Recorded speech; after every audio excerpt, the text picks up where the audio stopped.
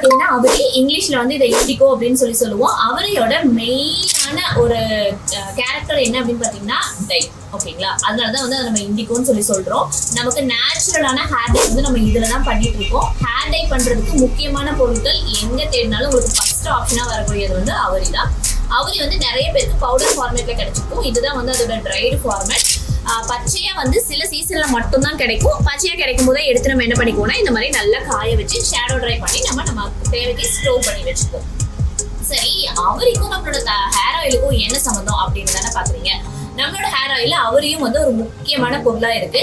அதனாலதான் நம்மளோட hair oil use பண்ணீங்க அப்படின்னா உங்களோட ஹேர் வந்து கண்டிப்பா கருப்பாயிடும் அப்படிங்கிற ஒரு கேரண்டியான ஒரு இன்ஃபர்மேஷன் வந்து நம்ம கொடுத்துட்டு இருக்கோம் வாங்குற எல்லாருக்குமே.